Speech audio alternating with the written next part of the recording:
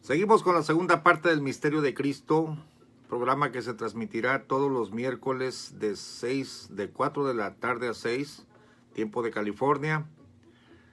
Estamos esperando de nuevo al pastor Sergio Espera, cuyo seudónimo es Rabí Pastor, gran amigo, gran maestro de la Biblia, amante de las Escrituras. Esta es la segunda parte y esperemos que el pastor arribe a la emisión en vivo de nuevo. Pastor, lo estamos esperando mientras escuchamos el choclo.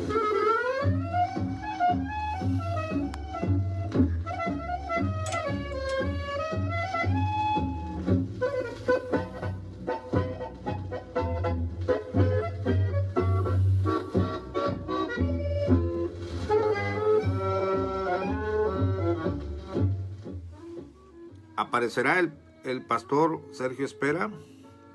Vamos a ver.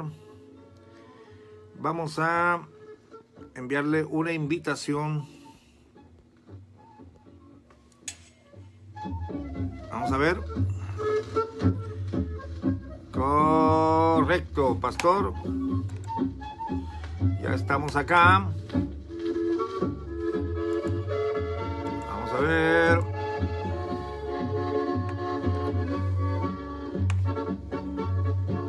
Estamos esperando al pastor Sergio. Ya estamos. Véngase al programa.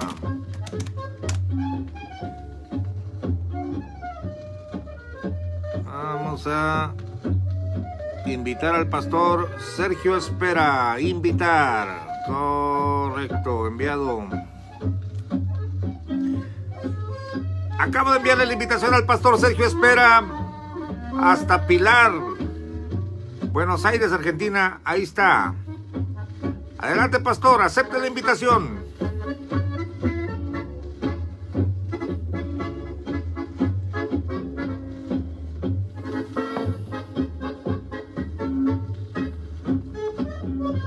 Pastor Sergio Espera. Mene, Tequel. Aquí estamos nuevamente, pastor.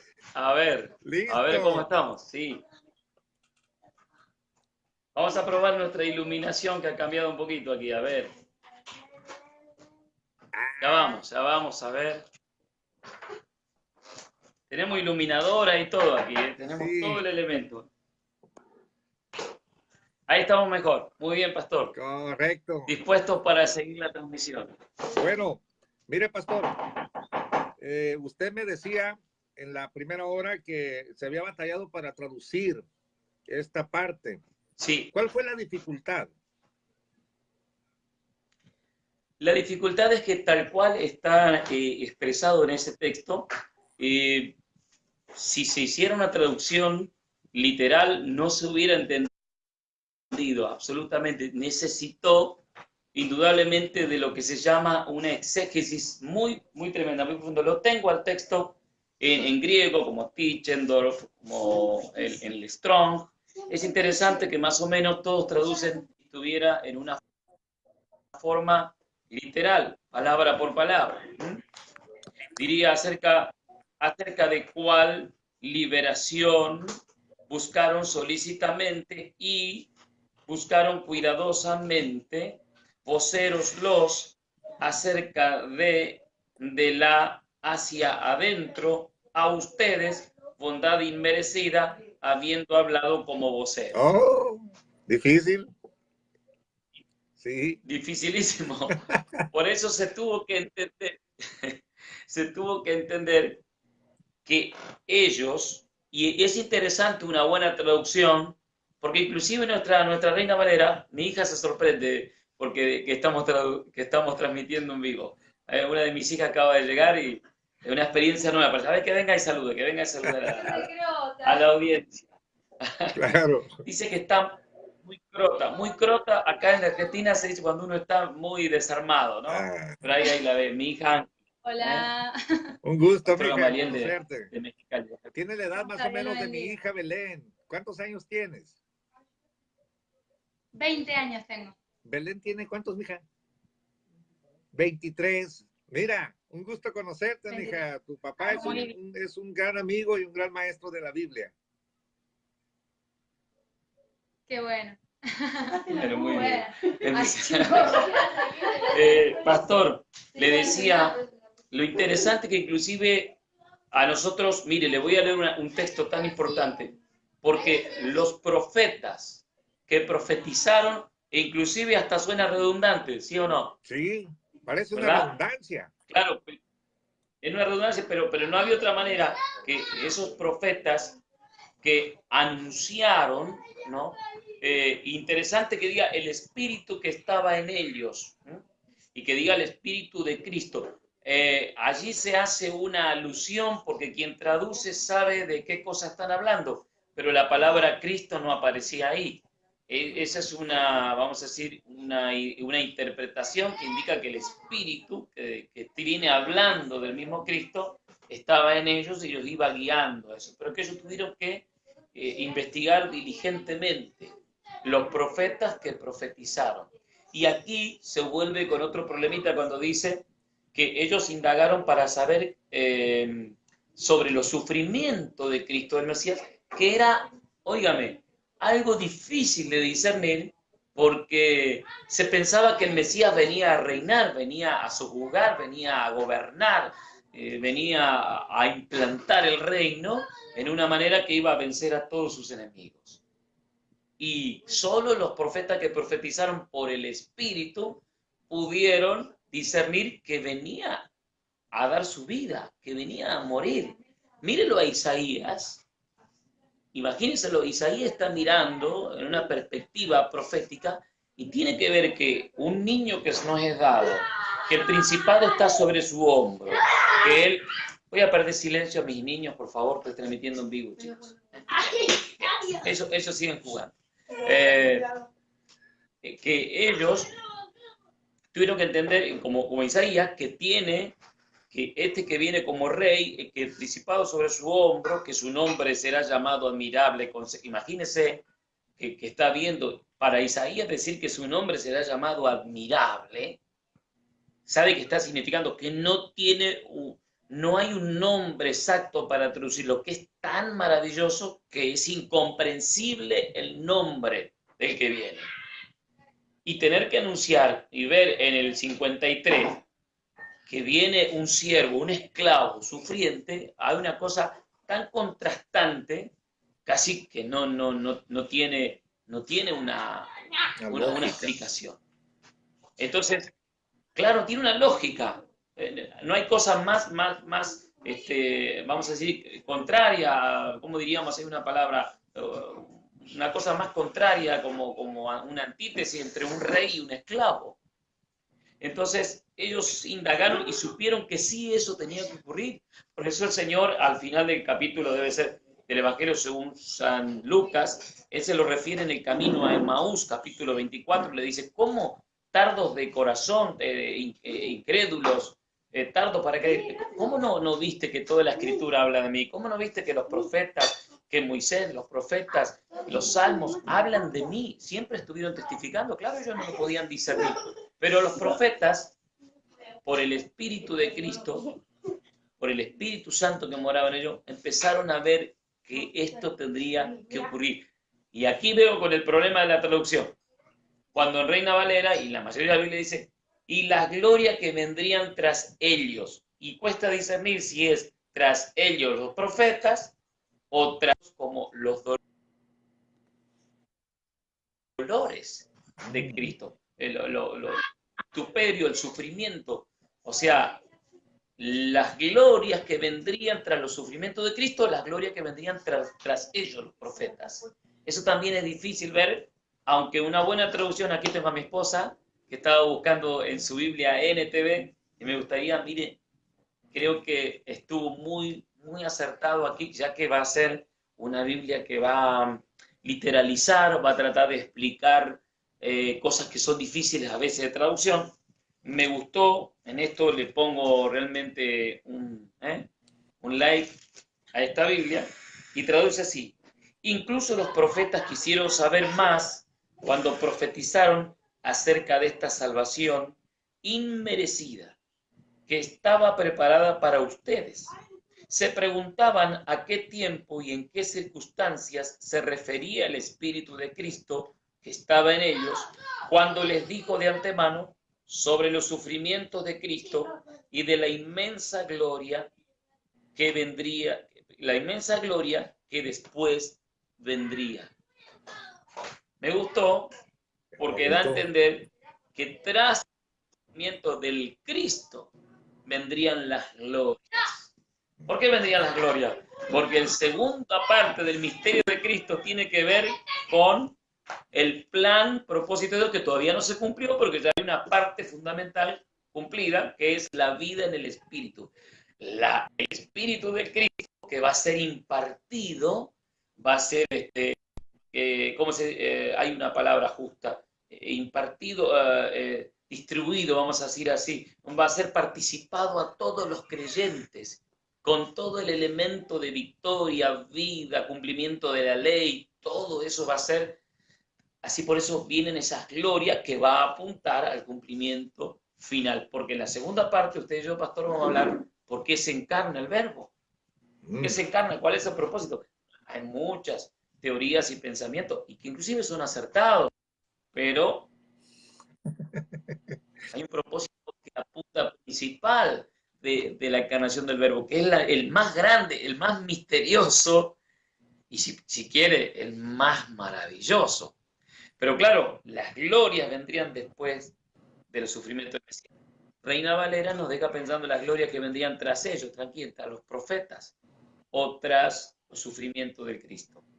Las glorias vienen tras los sufrimientos de Cristo y ellos lo discernieron investigando. Fue difícil ordenar las palabras.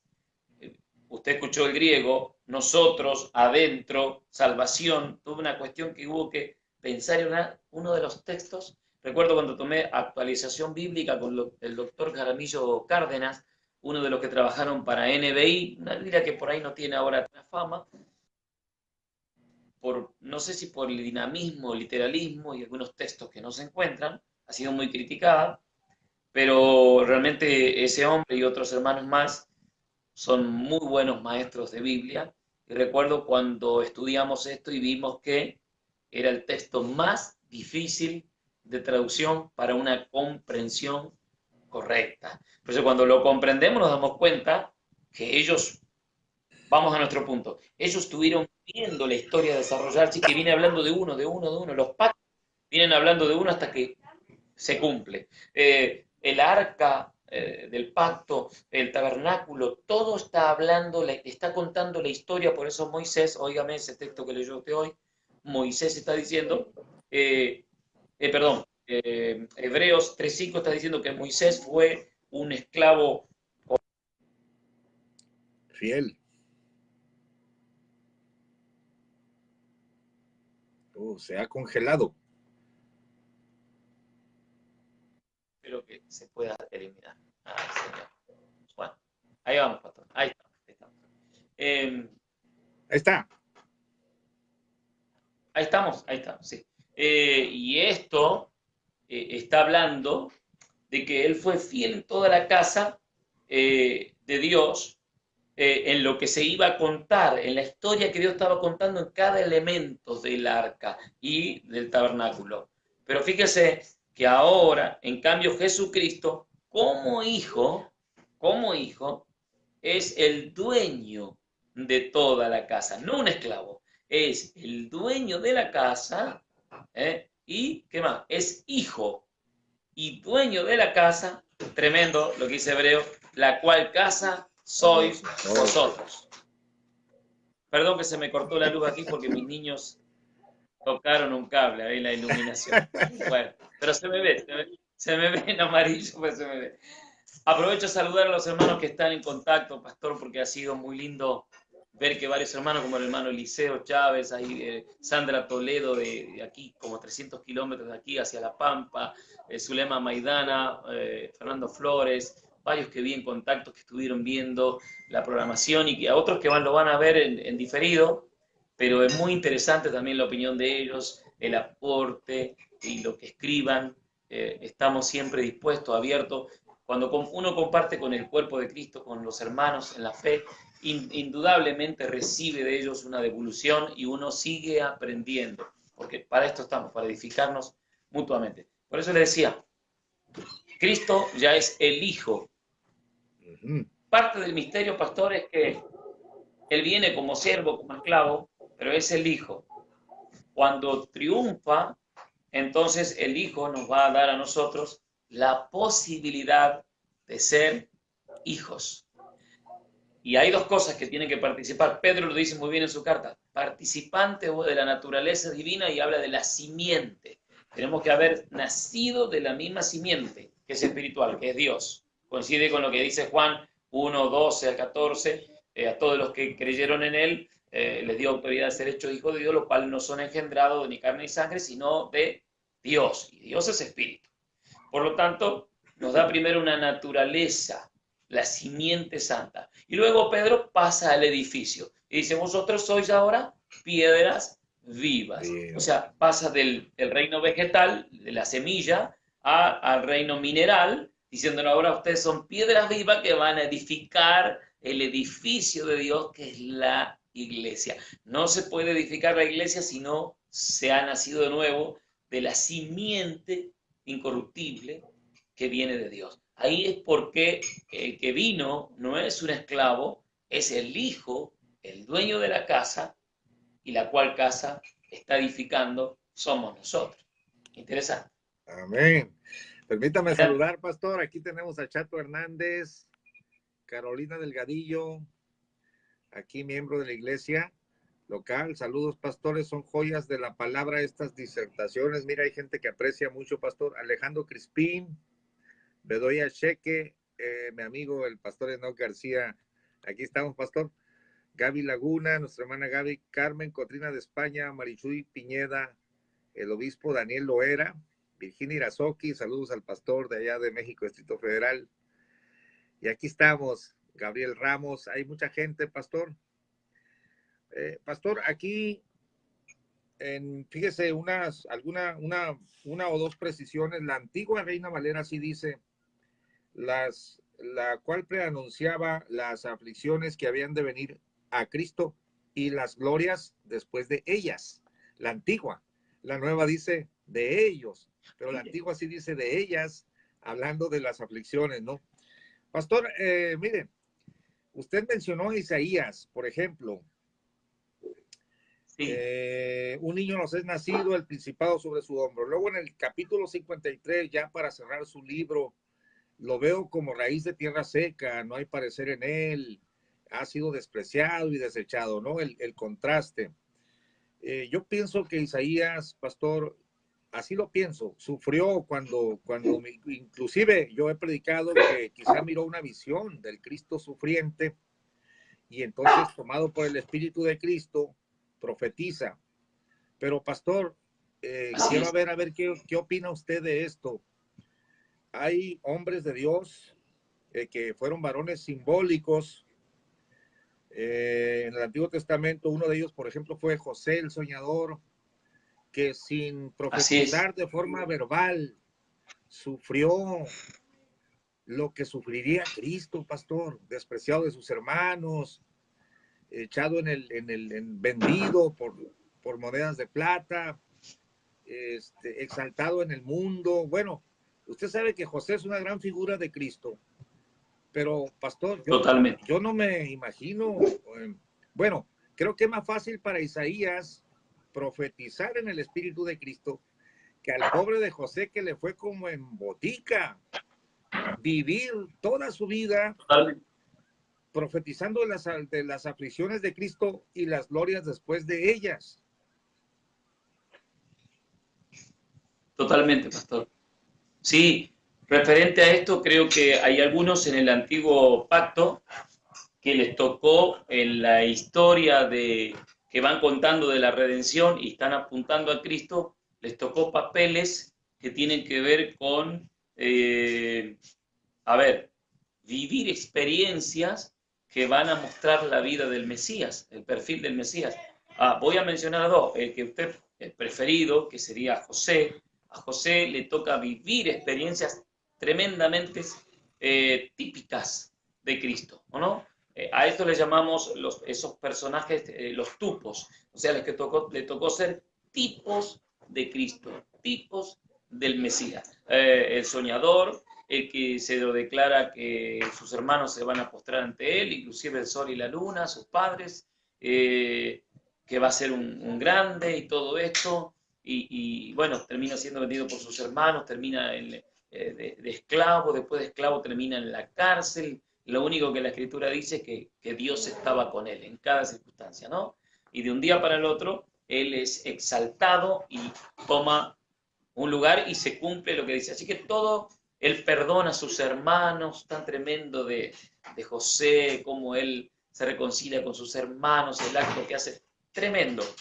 Por eso cuando hablamos de que algunos de los personajes no solo vieron la profecía, sino que experimentaron, vivieron en carne propia. Otro que a mí me parece que creo que nos deja una gran enseñanza, que a Dios le gusta que sus ministros, sus siervos, los que le sirven, sientan con el corazón lo que Él siente. Por eso los hace parte a veces, y nosotros los cristianos, se nos hace parte del sufrimiento de Cristo, aunque sea todos juntos, repartido como cuerpo, se nos hace parte del sufrimiento de Cristo porque es un privilegio esto. Nos toca, inclusive, dice Pedro, completar parte del sufrimiento del cuerpo de Cristo. A nosotros, privilegio. Y esto ya lo vemos tremendamente. Pero fíjese, se lo ve en lo que muestra el mandato que Dios le da al profeta, Oseas. Y a Oseas, la mejor manera que Dios le muestra que él pueda sentir lo que siente Dios por la nación de Israel, por el Israel del norte inclusive, es que vaya y tome una mujer ramera, la tome por esposa, da detalles de esta mujer, le nace un hijo Jezreel, le nace un lo Ruama, lo Ammi, no recuerdo en qué orden, y los dos últimos nombres significa ya no eres más mi pueblo, ya no te amo más. Y bien termina todo eso, le declara, pero donde te dije que ya no eres más mi pueblo, serás llamado pueblo mío. Y en el mismo lugar que no te amo más, será llamada mi amada. Una profecía que nos alcanza hasta nosotros. Pero, ¿qué lo llevó Dios al profeta? A vivir y a sentir con su corazón. Cuando ahora el profeta va a hablar y predicar, va a anunciar lo que siente Dios, del dolor que siente Dios por esa nación, lo vivió en carne propia, como decimos nosotros. Lo experimentó de tal manera que él era parte de esos sufrimientos. Por eso creo que en la tipología bíblica algunos experimentaron cosas para mostrar parte de la vida y el sentir de Dios. Y otros lo vieron y lo profetizaron. Pero otros lo vivieron en carne propia y llegaron a ser tipo. El tipo está aquí y tiene que haber un antitipo, ¿no? Que es el cumplimiento del tipo. Algunos estudiosos de la tipología dicen que los tipos son líquidos, ¿eh? Como este vaso que tiene un líquido dentro, un jugo. Bueno, el tipo es líquido, o sea que de acuerdo al recipiente donde se lo ponga va a tomar la forma del recipiente. Imagínense si el recipiente fuera una jarra con formas y manijas, bueno, el líquido va a tomar la forma de esa jarra, porque son líquidos los tipos. José encaja perfectamente. Es un vaso que contiene el tipo y nos está hablando ya de Cristo en su propia vida, en su sufrimiento y en todo el cumplimiento. Inclusive en la fe que tuvo, que cuando lo momificaron, antes de morir, dio la orden de que sus restos fueran llevados a la tierra prometida, no la dejaran en Egipto. Tipo de creyente que muere en fe y dice, no puede ser el mundo mi hogar. Así que por favor, quiero ser llevado a la tierra que se me ha prometido. O sea que hasta ese tipo líquido que es José encaja perfectamente en nosotros, los redimidos, que no queremos ser dejados aquí. Aunque partamos de esta tierra, está nuestra esperanza que vamos a llegar a aquel lugar. Como José, al final de la conquista de Canaán, en el norte, fue depositado su momia en el valle de Siquén, cerca del monte Gerizim, y imagínense la fe de ese hombre que la mayoría de los israelitas o todos los israelitas que salieron de Egipto no entraron en la tierra prometida, solo dos que tenían un espíritu diferente y de obediencia como Caleb y Josué, pero hay un tercero que entró por la fe y ese fue José, un tipo de los creyentes que vamos a entrar por la fe. ¿Se da cuenta? El tipo es líquido y experimentó lo mismo que el Mesías para mostrarnos los cumplimientos en el Mesías. Interesante, pastor, adelante. Mire, pastor, ya para salir del punto de los tipos, me gustó mucho eso de la cuestión del líquido, porque algunos tipos los mencionó, por ejemplo, Pablo, ¿no? La roca que lo seguía era Cristo y así. Eh, pero un tipo que mencionó directamente Cristo fue Jonás. Dice, la señal de esta generación mala y adulterina pide señal, pero señal no le será dada, sino la señal de Jonás. Pastor, Jonás fue tipo de Cristo, de su muerte y su resurrección, sí. La reticencia de ir a predicarle a los gentiles. Pastor, Jonás se me hace un tipo rudo, un tipo rudo, pero al final toma la forma del líquido del vaso. Háblenos un poquito de este tipo. ¿Qué puede ver usted en Jonás, de Cristo?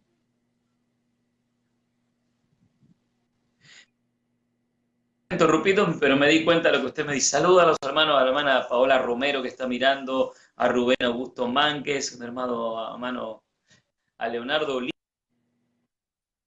Oliva, un maestro de la palabra del Señor, un hermoso hermano también nos está mirando, que el Señor lo bendiga.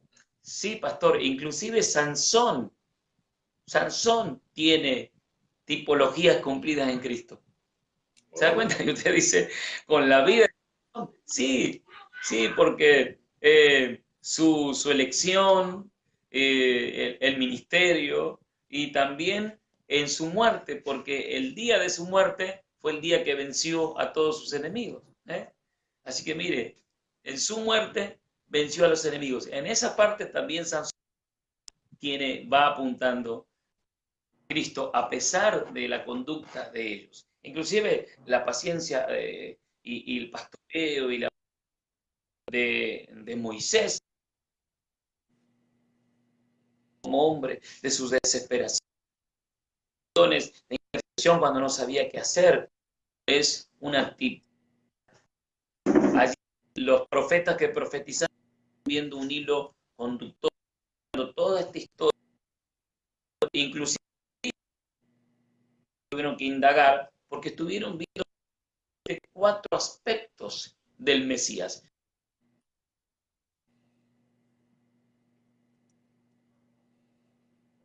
Está guiando.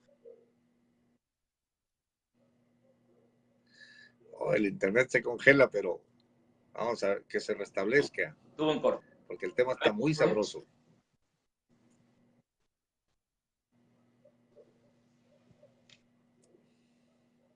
A ver, pastor, si mejoramos la conexión, parece que hubo un corte. Sí, ahí está. Ahora sí lo escuchamos. Vamos a dejar el sistema. Ahí está, adelante, cambio. No sé dónde usted me dirá. Sí, estaba usted hablando de la paciencia de Moisés.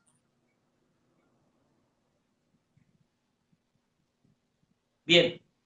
Y le decía que inclusive ellos, los profetas que profetizaron y vieron este hilo conductor en todo el antiguo pacto, tuvieron que inclusive indagar tan diligentemente porque había 4 aspectos del Mesías que ellos tendrían que ver.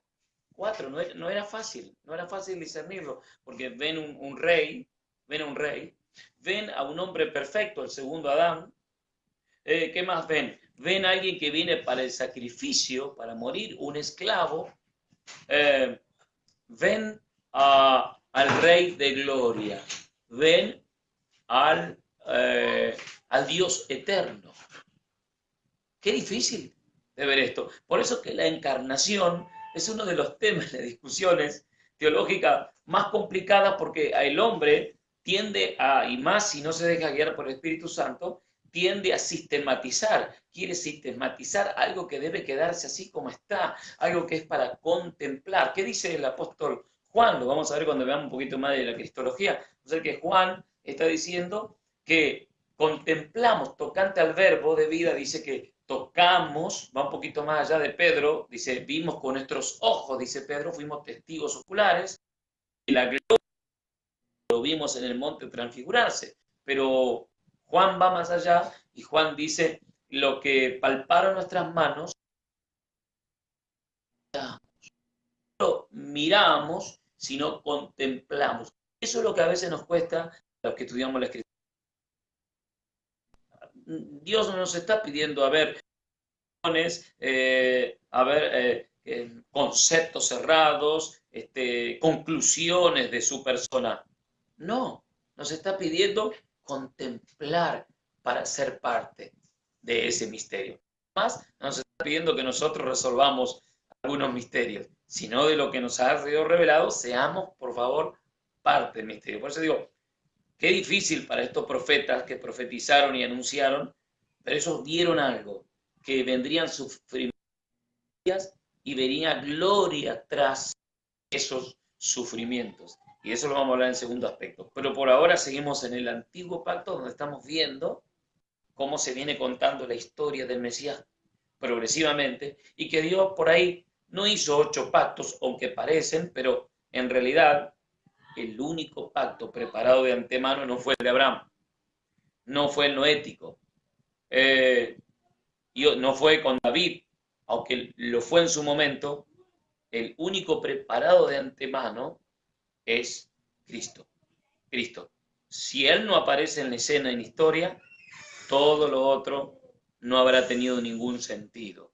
Por eso Apocalipsis 4 va al 5 y dice que tenía un rollo en la mano, escrito por dentro y por fuera, el que estaba sentado en el trono, y dice que nadie podía, alguien gritó con voz fuerte, ¿quién es digno de desatar, tomar el rollo de la mano del que está sentado en el trono y desatar sus sellos? Dice que no se encontró nada en ningún lado, creo que dice ni en el cielo ni en la tierra, como hablando de no se halló a nadie en el universo digno. Tremendo.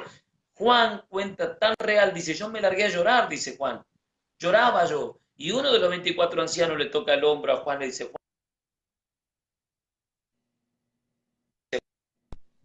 no llores.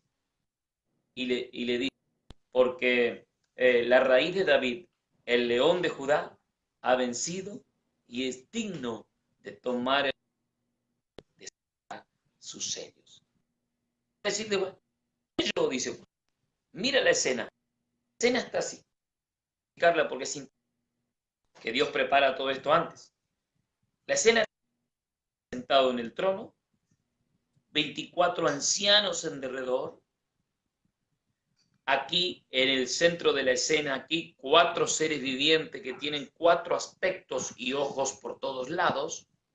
Y dice que en medio de toda esa escena, justo en medio de todo eso que le mostré aquí los 4 seres y los 24 ancianos, en medio de la escena aparece un cordero como recién muerto, un cordero como inmolado, en medio de la escena. ¿Se da cuenta? Ahí está el protagonista de esta historia, sin la cual no hay redención, no habría todo lo que hay. Está en medio de la escena y él tomó el rollo de aquel que estaba sentado en el trono, cuyo aspecto era, yo siempre me pregunté, ¿por qué menciona primero el jaspe y luego la cornalina cuando esta historia comenzó con el rojo de la cornalina y luego el jaspe? ¿Sabe por qué? Porque él lo está profetizando, lo está anunciando desde la eternidad, como que ya está hecho, hacia nosotros. Nosotros lo vemos primero el sacrificio de Cristo, luego eternidad con Él. Dios lo está viendo ya la eternidad como un hecho y el sacrificio de Cristo puesto dentro de nuestro tiempo para cumplimiento. Hasta la escena de Apocalipsis está mostrando quién es el centro de esta historia. ¿Qué le parece?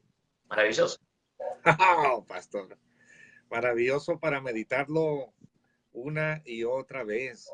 Oiga, pastor, ahí le va una pregunta de lo que está diciendo. ¿Quién es digno? Pregunta el personaje, ¿no? ¿Quién es digno? Pastor, el mismo que estaba sentado en el trono pudiéramos decir el Padre o el Todopoderoso, no abrió, no abrió él el rollo, lo abre el Cordero inmolado, ¿no? Y la dignidad Claro, es, porque tú fuiste inmolado. Háblenos un poquito de esta dignidad, pastor. ¿Dignidad en qué sentido? Es decir, al abrir estos rollos, al revelar, pues ahí salen ahí los caballos y el sobrenombre de la muerte y el infierno le seguía y mataron la tercera parte de así es, de los seres de la tierra.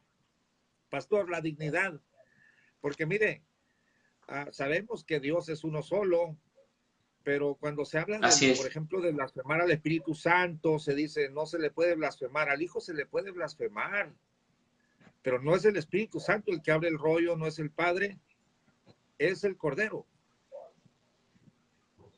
así es. porque fue Sí, inmolado. sí, pastor, bueno, mire, fue inmolado, por eso es que cuando Pedro o Apocalipsis presentó que fue inmolado en el comienzo, porque está preparado, y ahora Apocalipsis lo muestra como el centro de la escena, de la historia, es porque el rollo que tiene el que está sentado en el trono, Dios, el único que va a tener autoridad de desatar, vamos a llamarla así, la administración, la economía de Dios de esos tiempos, es el Cordero Inmolado. Él tiene autoridad porque así lo dispuso Dios. Dios lo preparó de antemano, entonces él es digno porque Él es el que muere, Él es el Redentor. Es esa parte de Dios que es el que redime. Por lo tanto, Él tiene la autoridad de desatar esa economía de Dios. Aquí es donde los católogos, bueno, tienen ciertos problemas dónde ubicar cada sello y cada tiempo. Yo no sé, en la escena que está ocurriendo esto, quizás es la escena del día del Señor y tal vez tenga que ver con las cosas que eran. ¿eh?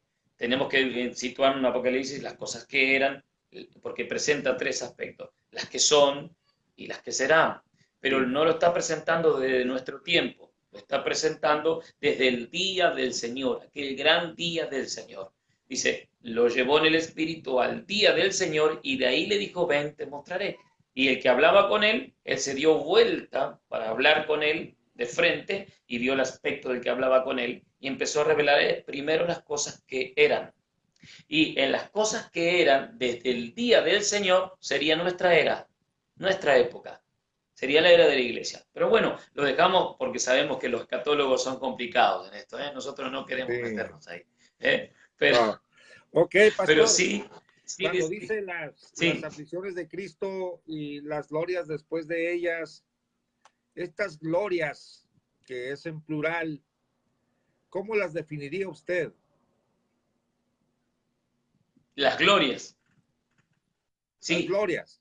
sí, sí, las glorias que vendrían tras él es el cumplimiento de todo lo que ya estaba anunciado. Al cumplirse, comienza entonces una etapa en la que Dios empieza a cumplir el propósito de él, pero, ¿cómo diríamos? Más específico y correcto. A ver, voy a dar un panorama rápido. Dios siempre quiso habitar con el hombre y, y traernos al compañerismo con él. Nosotros los cristianos, mayormente los de tendencia pentecostal, tenemos la idea de decir, bueno, Dios nos llamó para servirle, pero en realidad el propósito de Dios es nos llamó a estar con él, a la compañía con él. Ese es maravilloso. Así que Dios nos llama a esa compañía y bueno, caído el hombre, hay una separación, pero Dios provee los elementos y esto se lo va a mostrar a Abraham y luego se lo va a mostrar a Moisés y a Moisés lo lleva a ese pueblo primero. Todos dicen que a la tierra prometida hubieran llegado en 20 días, pero nunca hubieran llegado en 20 días porque Dios tenía un plan de primero llevarlo a darle las leyes en el Sinaí.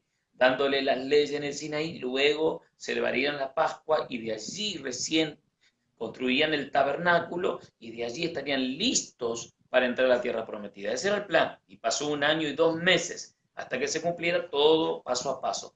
¿Por qué razón? ¿Por qué le da la ley? ¿Por qué se construye el tabernáculo? Están relacionados. Porque Dios tiene un propósito: habitar y vivir en medio de su pueblo.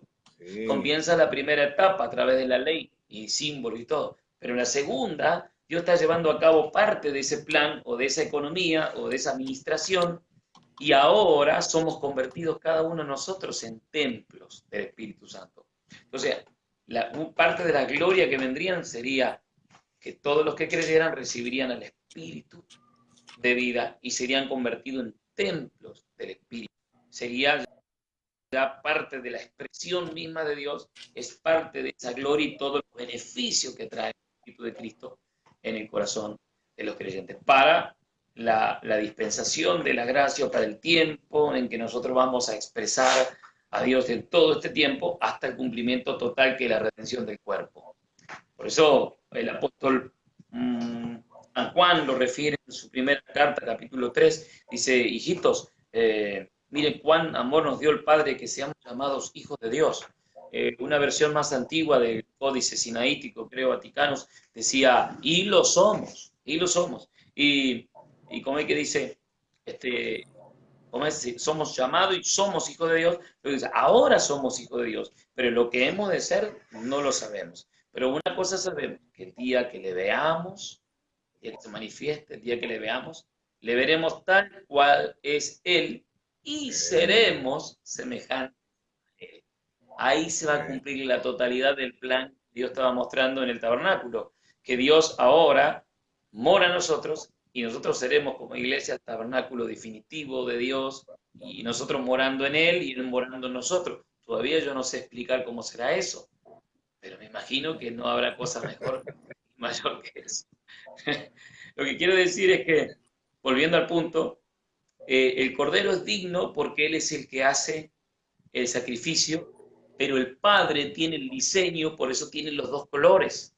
Sacrificio para redención, remisión de pecados, y el final, que sería la gloria eterna, libre ya del pecado. Por eso el mar es como el cristal en aquella expresión de la Nueva Jerusalén, sus calles como de oro, todo es transparente. ¿Por qué? Porque ya no hay juicio, no hay pecado, ya todo habrá sido esto eliminado y hay una total santidad, una total transparencia, por eso podemos cohabitar con Dios y en Dios de una manera totalmente libre. Por eso ahí está expresándose el plan, el centro del plan, y esta es una opinión mía, Él es digno de desatar los sellos y la economía de Dios. Para mí, los sellos comenzaron a desatarse a partir de la muerte del Mesías y resurrección de nuestro Señor Jesucristo. Empieza la economía de Dios. Para mí, desde allí comienza el desarrollo de esa economía en la cual nosotros somos parte. Adelante. Bien, pastor, qué buena opinión tiene. Yo coincido con usted. Mire, saluda el pastor Edwin, excelente tema de allá de Medelsville, California. La hermana Leti Rodríguez, Oscar de Cristo desde España, Carlos Ramírez, Isabel Valtierra, el hermano Rubén Ortiz, miembro aquí con nosotros, José Rojas Mora, Miguel Ramírez, bendiciones, pastores. Jonás fue enviado por Dios, primero tuvo que morir y después sepultado en las aguas, resucitado nueva vida para dar el mensaje. Oye, aquí hay aportaciones. Bien. Blanca Sandoval, Berenice Vázquez, Cristian Romero, Jonathan Bardi, Carlos García Silvestre, Francisco Mayoral, Josué López Bungarro. Hay mucha gente, pastor. Verónica Zeta. Qué hermoso. Gloria a Dios. La hermana Laura Ponce. Mire, pastor, se nos va el tiempo. Tenemos ahorita sí, 12 minutitos. Mire, le voy a leer un texto porque usted estaba hablando de Moisés como siervo y usted enfatizó, pero Jesús era el hijo, porque el verso lo dice, ¿no? Aquel como siervo, así es, como hijo. Y hay un texto aquí muy, muy curioso en las palabras de Cristo, San Juan 8. Juan 8, a ver, si el hijo libertare, porque el siervo, sí, pues, no permanece en la casa para siempre. Le tiene que libertar el hijo. A ver, comente, pastor. A ver. Sí. Juan 8:34. Sí, mire. Jesús le respondió, de cierto, sí, de cierto te digo que todo aquel que hace pecado es siervo de pecado. Y el siervo no queda en casa Claro, para siempre, el hijo queda para siempre. Así que si el hijo libertare, este es el verso que quisiera que explicara. Así que sí. si el hijo os libertare, seréis verdaderamente libres. ¿Qué significa eso? Eso es perfecto. A ver. Aquí el texto, en un contexto rápido, el texto está hablando con gente que dice los judíos que habían creído en él. Repítame el texto, ¿era 6:38, pastor? Ajá, 6:33. Sí, No, 8:33. 6:33. Sí. 8:33. Mire, es un texto que comienza diciendo los judíos que habían creído en él. Pero inmediatamente cuando él le habló de que eran esclavos del pecado, dice, ¿cómo dice que somos esclavos si somos hijos de Abraham? Y dice, no importa aquí ser hijo de cuál, no era una cuestión de sanguínea, era una cuestión de un linaje de pecado que venía, dice. Por eso va a decir, el único que puede libertar es el hijo. Creo que en ese mismo contexto dice, y conoceréis la verdad, y la verdad os hará libre. Y cuando hablamos de la verdad siempre pensamos que es antónimo de mentira, pero el Señor no está usando la palabra verdad como una contraparte de la mentira. Él está diciendo de verdad, está hablando de realidad en el griego. Entonces dice, si conocieras y conoceréis la realidad de Dios y seréis verdaderamente libres. Pero ¿cuándo lo está expresando esto el Mesías? ¿Antes de sus sufrimientos, pastor, o después de sus sufrimientos? Antes. Lógicamente antes. ¿Por qué? Porque viene en gloria tras los sufrimientos de Cristo, posterior.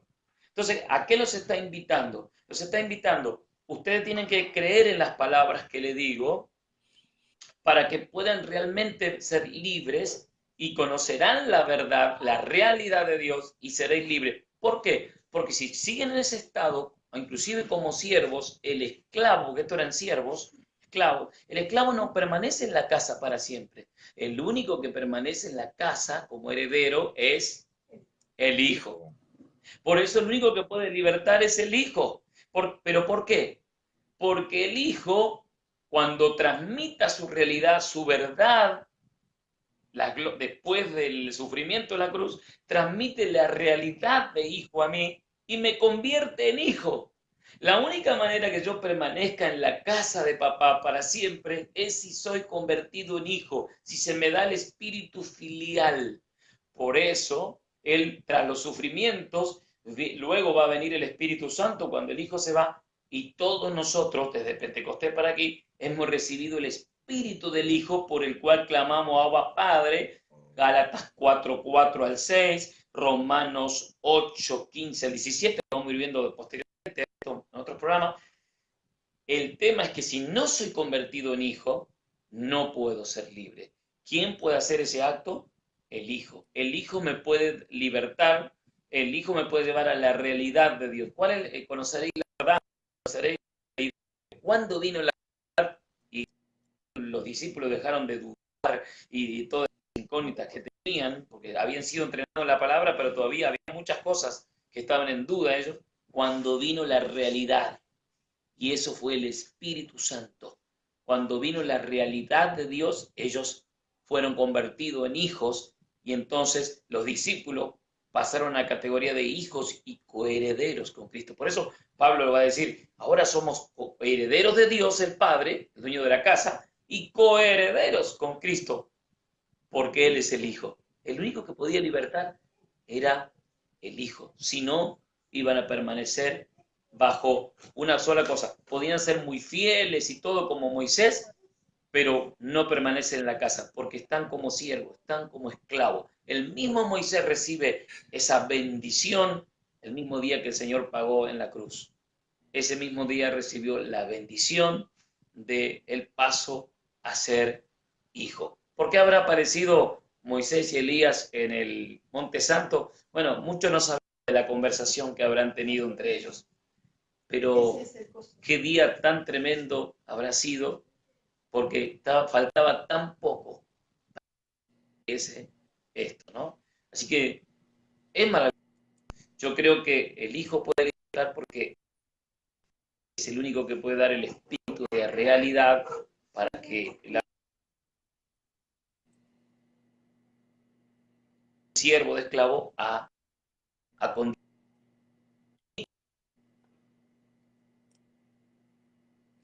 Oh, se ha congelado, pastor. Adelante, pastor. A ver, sí. Pastor, entonces, Moisés, ellos se amparaban en Abraham, pero Abraham no los puede libertar. Moisés tampoco los puede libertar. La, porque Abraham, usted dice que Moisés No. mismo es beneficiado, porque es, incluso el gran Moisés es siervo de pecado, ¿no? Es el concepto que les transmite él, todo. Así es. Ustedes son hijos de Abraham, claro, pero todo aquel que hace pecado es siervo de pecado. Entonces, el único que liberta Así es es. el Hijo. Si el Hijo te libertare, pastor, y mi esposa hace una pregunta. Aquí está mi esposa oyendo la emisión Bien. y dice, ¿cuál es la realidad de Dios? Esta verdad que no es antítesis de la mentira, sino... A ver, te voy a decir la realidad de Dios. ¿Cuál es la realidad de Dios, pastor? Dice mi Bien. esposa, Bien. pregunta. En el antiguo pacto. Sí, sí, precioso. Preciosa pregunta. Le agradezco a la hermana, le dejo un saludo. Y también de parte de mi esposa, que por aquí está presente, un poquito ocupadita en la casa, pero está presente.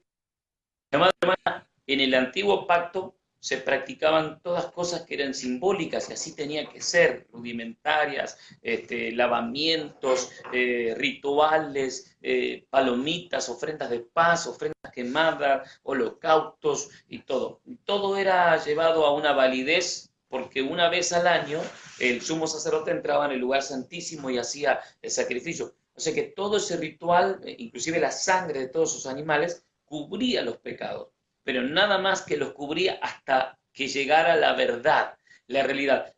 ¿Cuál es esa libertad? ¿Cuál es esa realidad que se recibe de la verdad? Es precisamente que se termina un sistema, vamos a decir, de ritos externos y se lo convierte en templo del Espíritu Santo a la persona. La realidad de Dios empieza a habitar en la persona y produce transformación, produce cambio, produce relación con Dios. Ahora se puede verdaderamente adorar a Dios como Él esperaba que le adoremos, porque ahora antes era todo por símbolos exteriores, por eso Moisés mostró que los sacerdotes solo podían entrar al lugar santo y el sumo al lugar santísimo, y después 70 ancianos ministraban a la congregación, pero afuera, otros no podían, no todos tenían el acceso, pero venía.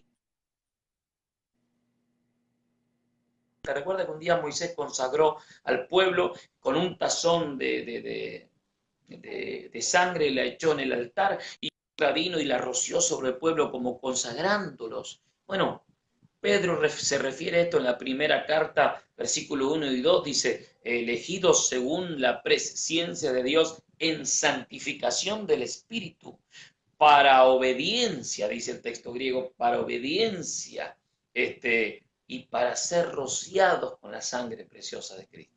Está refiriéndose a esa ceremonia que había hecho Moisés en el antiguo pacto. Pero ahora nosotros somos introducidos en la realidad. Es el diálogo de la samaritana con el Señor Jesucristo en el capítulo 4 de San Juan. Le dice, más te digo, mujer, que antes se adoraba aquí y allá. Y los judíos adorábamos lo correcto, porque Dios había elegido ese lugar de adoración. Ustedes los samaritanos adoraban lo que no sabían.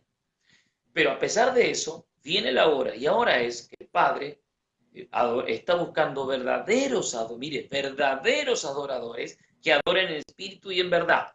Utilicemos esa palabra, esa acepción a la traducción de verdad, de realidad. Ahora va a haber una relación con Dios verdadera y tales adoradores busca el Padre que adoren en el espíritu, por el espíritu y en la realidad de Dios. Dios no se puede relacionar con nadie si no es por espíritu, porque Dios es espíritu. Entonces la manera de relacionarse directo en una realidad de adoración es si ese ser es resucitado cuando está vivo en el Espíritu, puede tener relación con Dios. Ese Espíritu estaba como muerto en sus delitos y pecados. Por lo tanto, ahora Dios está verdaderos adoradores porque le da su Espíritu, que resucita el espíritu del hombre, pero lo lleva a una realidad. Ya no es más un rito exterior. Por eso que los creyentes en Cristo Jesús debemos ir abandonando ciertos ritos de búsqueda a Dios. Estuvimos convocando al Espíritu Santo que bajara. ¿Será así? ¿O se nos ha dado el Espíritu Santo? Y ya bajó hace unos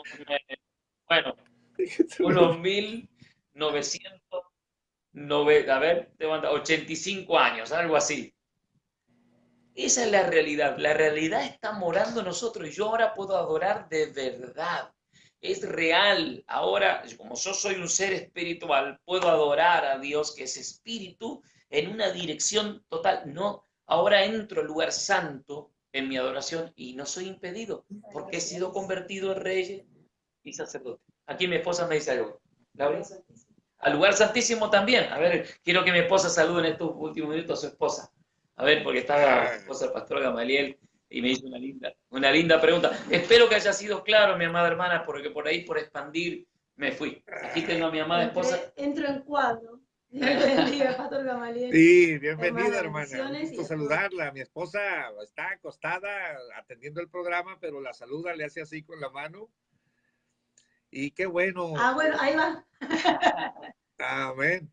Hermana, es Laura, ¿verdad? Nuestra Hace unos días cumplimos 26 años. Sí. 27 ¿Cómo? años de casados. 26. 26. Ayer. 26. Sí. Yo miré las dos fotografías y como soy un observador, un discernidor de espíritus, miré el mismo brillo en la primera fotografía en los ojos, veo el mismo brillo en la fotografía 26 años allá, pero con más experiencia. Sí, es lo único que nos queda igual, hermano. El brillo de los ojos es lo único que permanece. Saludo a nuestra hermana Zulema, pastor Sergio. Muchas gracias, Zulema. Bendiciones. Bendiciones. Pero espero que haya sido, hermana. Pastor, nosotros hoy al final de cuentas, hoy también hablamos del segundo aspecto de la realidad del Cristo en nosotros. Mire, el Señor le está diciendo, usted tiene que creer en las palabras que le digo, porque una vez que vaya a la cruz y vengan las glorias que vendrán tras ellos, ustedes van a ser convertidos en hijos.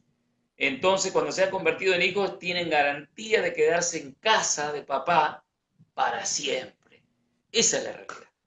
Ah, qué bonito. Mi esposa agradece la respuesta y la invito a salir aquí. Dice, no, a la siguiente. Así que estaba ahí acostada. Pastor, ha sido un gusto estar con usted, hermana Laura. Pues miren, a mí me da mucho gusto haber conocido al pastor porque amante de las escrituras y realmente 2 horas son pocas para el tema, pero hasta el otro miércoles estaremos aquí. Pero sabemos que usted lo va a apoyar al pastor con el mate, con todo ahí, para que salga un programa excelente como el de hoy. Lo más difícil es mantener controlada la tribu. Ese es el verdadero reto. Porque digo que tenemos todavía un par. Sí, ese es el reto más grande de aquí. El problema entre los perritos y los niños es lo más difícil, pero lo hemos logrado bastante bien. Bastante bien. Le mandamos saludos al hermano Servín cuando vea este video, tal vez grabado, porque él bautizó a mi familia de la tribu. Porque cuando se enteró que somos varios en la familia y veíamos una película en común con Cantinflas, había una película que se llamaba Por mis pistolas, y Cantinflas queda atrapado por una tribu de apaches, y entonces el hermano Servín dijo la tribu del pastor Sergio. Así que saludos al hermano. Para mí ha sido un gusto, pastor. Realmente 2 horas y con ustedes yo tengo un cariño muy especial y por ustedes los mexicanos. Gracias, pastor. Y especialmente por ustedes de la Baja California que tienen, te digo, una forma muy rica en el lenguaje, tienen tantos modismos y formas tan lindas que da gusto escucharlo. Yo le digo que veo mucho sus videos cuando se pone a cantar con los hermanos. Es tan hermoso. Tienen un don Sí, un don de familia en esa congregación. Por favor, mantengan esa cosa tan linda, porque la iglesia en definitiva es una familia espiritual. Pastor, lo felicito, gracias porque ha sido para mí un gozo compartir con usted. El Señor lo bendiga. Gracias, pastor. Ya con la última mención suya del aspecto familiar de la congregación, ya se los echó a la bolsa y todos van a cooperar para traerlo a usted y a su esposa a México a predicar. Gracias, pastor. Nos vemos el próximo miércoles. Gracias a todos los hermanos. Espero que no le moleste mucho esta música argentina. No, linda, esa es muy representativa. Representada de Julián. Bendiciones.